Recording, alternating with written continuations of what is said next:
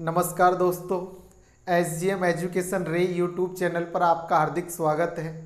जैसा कि हमारा जो ये बैच चल रहा है उसमें हम फर्स्ट ग्रेड और सेकंड ग्रेड भर्ती परीक्षाओं को टारगेट में लेकर पढ़ रहे हैं दोस्तों।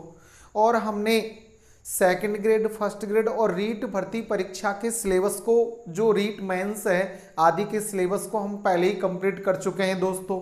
जो ये हम हिंदी साहित्य में या हिंदी के तहत पढ़ रहे हैं, ये आपके KVS, TGT, PGT या अन्य और सभी भर्ती परीक्षाओं में उपयोगी है, जो आपके शिक्षक भर्ती परीक्षाओं से संबंधित है या हिंदी से संबंधित प्रश्न पूछे जाते हैं। अब हमारा जो रीट मेंस सेकंड ग्रेड और फर्स्ट ग्रेड के लिए जो उपयोगी आपके व्याकरण और काव्य शास्त्र है वो हम पूर्व कक्षाओं में कंप्लीट कर चुके हैं दोस्तों। और अब हमारा जो टॉपिक चल रहा है, जो सिलेबस चल रहा है, उसमें हम पढ़ रहे हैं दोस्तों हिंदी साहित्य के इतिहास को। अब हमारा जो विषय रहेगा वो हिंदी साहित्य का इतिहास और रचनाएं रहेगी दोस्तों, जो कि हमारे हिंदी साहित्य की जो अपने सेकंड ग्रेड और फर्स्ट ग्रेड की भर्ती परीक्षा है उनके लिए बड़ी इंपॉर्टेंट है। हमारा जो रीट मेंस के आधार का सिलेबस है वो पहले ही हमने कंप्लीट कर लिया। तो हम जो फर्स्ट ग्रेड सेकंड ग्रेड के लिए हिंदी साहित्य के इतिहास के कुछ मूल फैक्ट थे, तथ्य थे, काल विभाजन, नामकरण, उसके कुछ मेन फैक्ट आदि को हम पूर्व कक्षाओं में पढ़ चुके हैं दोस्तों। आज से हमारा, जैसा कि हम पढ़ चुके हैं कि हिंदी साहित्य के इतिहास को विद्वानों ने मुख्यतः 4 भागों में विभाजित किया था। जैसे मूल रूप से वो 3 भाग थे, जिसमें आदिकाल, मध्यकाल और आपके आधुनिक काल था। लेकिन विद्वानों ने मध्यकाल को 2 भागों में विभाजित किया है, पूर्व मध्यकाल और उत्तर मध्यकाल। ऐसे हमारे हिंदी साहित्य का जो इतिहास है वो मुख्यतः 4 भागों में विभाजित हो जाता है दोस्तों। आदिकाल, दूसरा आपके पूर्व मध्यकाल जो भक्ति काल के नाम से जाना जाता है, फिर अपना उत्तर मध्यकाल जो रीति काल के नाम से जाना जाता है, और अंत में अपना आधुनिक काल जो अपने गद्य काल के नाम से जाना जाता है। तो इस प्रकार दोस्तों अपना हिंदी साहित्य का इतिहास है उसे हम आज से अपनी इस कक्षा से स्टार्ट कर रहे हैं, हिंदी साहित्य के प्रथम काल को, यानी कि आदिकाल को। तो आइए हम इस पर विचार करते हैं और पढ़ते हैं। तो आदिकाल का समय, जैसा कि हमने देखा कि आचार्य रामचंद्र शुक्ल ने 1050 से 1375 का लिया है। कई अन्य विद्वानों ने इनके आगे पीछे का इतिहास लिया, लेकिन इसके समय काल को लेकर विद्वान एक मत नहीं है दोस्तों। तो हम यहाँ उसका जो ऑथेंटिक मत है मुख्यतः कि आदिकाल की समय सीमा ईस्वी 1000 ईस्वी से 1350 ईस्वी तक की मानी है विद्वानों ने। आदिकाल की समय सीमा 1000 ईस्वी से 1350 ईस्वी तक मुख्य रूप से मानी है। उसी को लेकर अब हम आगे इस पे पढ़ते हैं। पूर्व कक्षाओं में हमने डिस्कस कर लिया था कि किस किस विद्वान ने हिंदी साहित्य के इतिहास का आरंभ कब से माना है और आदिकाल का अंत कब तक माना था। भक्ति काल का, रीति काल, आधुनिक काल आदि के बारे में हम पूर्व कक्षाओं में पूरी तरह पढ़ चुके हैं दोस्तों। तो आइए अब देखते हैं हम हिंदी साहित्य के आदिकाल को लेकर विद्वानों के कैसे कैसे मत थे। देखिए, पहला पॉइंट, हिंदी साहित्य के जन्म काल, शिशु काल या प्रारंभिक काल को ही किस नाम से जाना जाता है दोस्तों? आदिकाल नाम से जाना जाता है, आदिकाल कहा जाता है। हिंदी साहित्य का या तो हम जन्म काल कहें या शिशु काल कहें या अपना प्रारंभिक काल कहें, वही दोस्तों किस नाम से जाना जाता है? आदिकाल नाम से। ये हिंदी का प्रारंभिक शुरुआती समय था दोस्तों। दूसरा पॉइंट, राजनीतिक दृष्टि से देखा जाए तो ये बड़ा ही उथल पुथल वाला समय था दोस्तों। इस समय जो हमारे हिंदू सम्राट हर्षवर्धन का साम्राज्य था उसका पतन हो रहा था और हिंदी साहित्य का उदय हो रहा था उस काल में दोस्तों। तो राजनीतिक दृष्टि से भी ये अपना उथल पुथल का काल था, जिसमें हर्षवर्धन साम्राज्य का पतन और हिंदी साहित्य का उदय हो रहा था। इसी क्रम में डॉक्टर जो नगेंद्र भाषा की दृष्टि से कहते हैं कि यह काल अपभ्रंश का विकसित रूप ही हिंदी साहित्य का आदिकाल था। उनका मानना था कि हमारी जो अपभ्रंश भाषा है उसका विकसित रूप ही हिंदी साहित्य का आदिकाल कहलाता है। इसी क्रम में चंद्रधर शर्मा ने जो अपनी उत्तर अपभ्रंश थी उसे पुरानी हिंदी के नाम से पुकारा है। इनका मानना था कि जो अपभ्रंश भाषा है वो हिंदी के आसपास की भाषा है, अर्थात हिंदी अचानक हमारे हिंदी साहित्य में नहीं आई थी। हिंदी के आने से पूर्व हिंदी भाषा अपभ्रंश भाषा के रूप में अपने यहाँ प्रयोग में ली जा रही थी।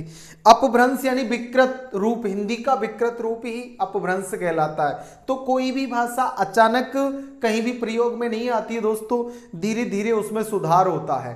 तो ये विकसित रूप ही हिंदी साहित्य का आदिकाल है, डॉक्टर नगेंद्र का मानना था। चंद्रधर शर्मा गुलेरी कहते हैं कि उत्तर अपभ्रंश को हम पुरानी हिंदी भी कह सकते हैं। जो शुरुआती अपभ्रंश है वो पुरानी हिंदी के नाम से भी पुकारी जा सकती है। डॉक्टर हजारी प्रसाद द्विवेदी ने आदिकाल को अत्यधिक विरोधों और व्याघातों का युग कहकर पुकारा है, और ये सत्य भी है दोस्तों, क्योंकि आदिकाल को, इसके नामकरण को और इसकी समय सीमा को लेकर सबसे ज्यादा विद्वानों में मतभेद है दोस्तों। अकेला एक प्रथम ये ऐसा काल है जिसको लेकर विद्वान एक मत नहीं है। आगामी कालों पर भी कुछ मतभेद है, लेकिन आदि काल को लेकर सबसे ज्यादा मतभेद है। इसलिए ये अत्यधिक विरोधों का और व्याघातों का युग भी पुकारा जाता है दोस्तों। ये हजारी प्रसाद द्विवेदी का कहना था। आदिकाल की प्रमुख शैलियां दोस्तों, आदिकाल की कौन कौन सी शैलियां रचनाओं में कवि लोग, विद्वान लोग प्रयोग में लेते थे, तो देखते हैं। जैसे उस समय की दो प्रचलित शैलियां थी, डिंगल और पिंगल। डिंगल शैली में अपभ्रंश भाषा के साथ राजस्थानी भाषा के शब्दों का प्रयोग होता था। ये कठोर और कर्कश शब्दावली की भाषा मानी जाती थी दोस्तों, कठोर और कर्कश शब्दावली की शैली मानी जाती थी अपनी डिंगल शैली। इसी क्रम में अपनी दूसरी शैली थी पिंगल शैली। इसमें अपभ्रंश भाषा के शब्दों के साथ ब्रज भाषा के शब्दों का प्रयोग होता था दोस्तों।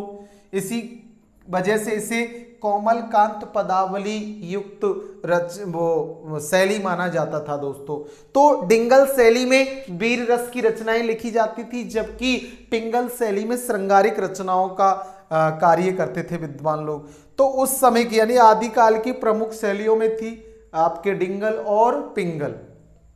इसी क्रम में आदिकाल की प्रमुख प्रवृत्तियां, उस समय की जो प्रवृत्तियां, उस समय की जो विशेषताएं थी, उन पर हम थोड़ा सा दोस्तों विचार करते हैं कि आदिकाल की प्रमुख प्रवृत्तियां यानी कि इस समय वीरगाथात्मक प्रवृत्तियां प्रचलित थी।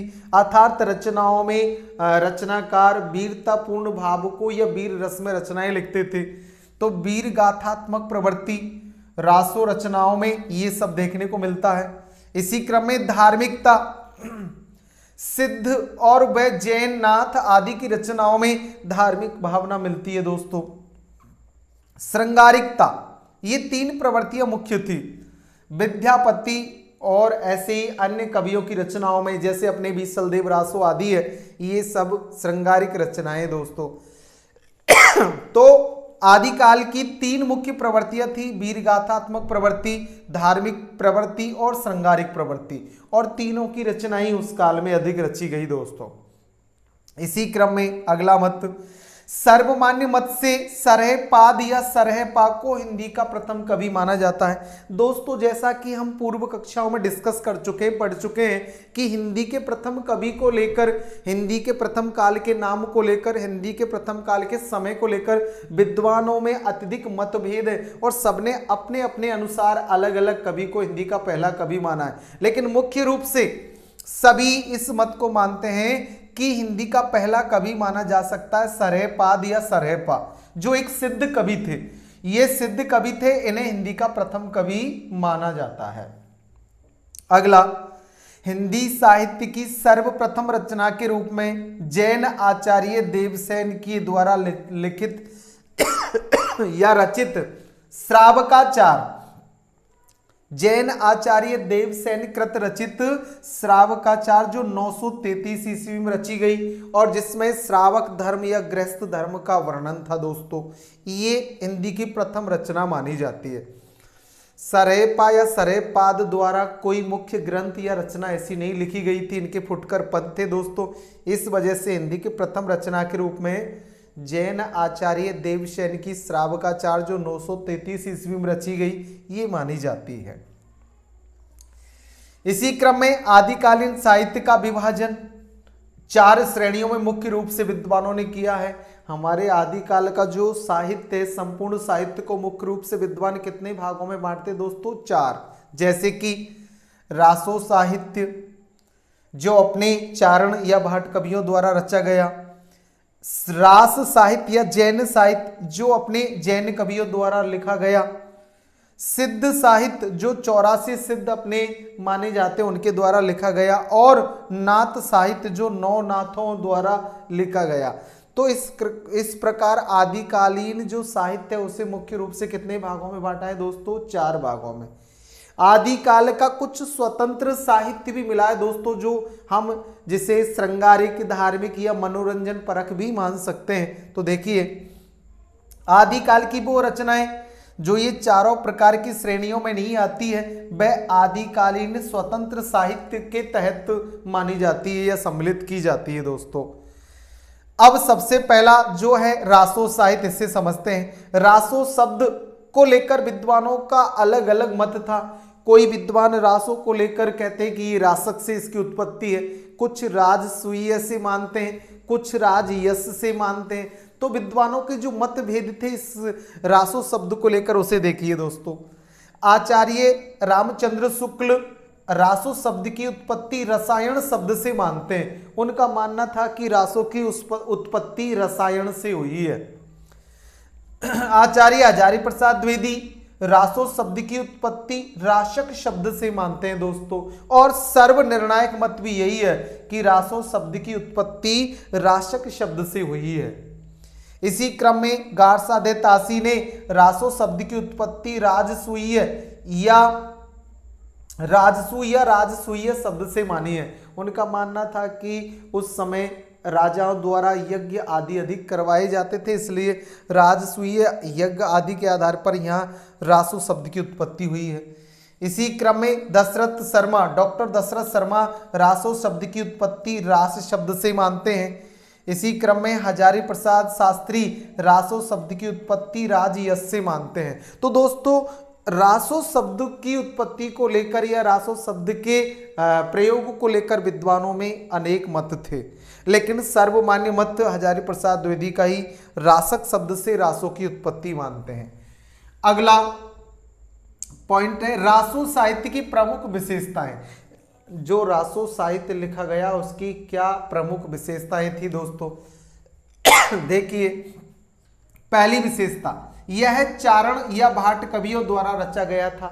रासो साहित्य ऐसा था दोस्तों जो चारण और भाट कवियों ने इसे लिखा था।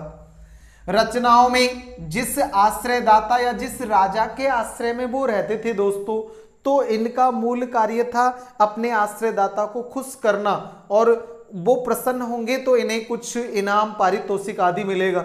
इसी भाव से ये रचनाएं करते थे और अपने आश्रयदाता की बड़ा चढ़ाकर वर्णन करते थे, अतिशयोक्तिपूर्ण वर्णन करते थे दोस्तों।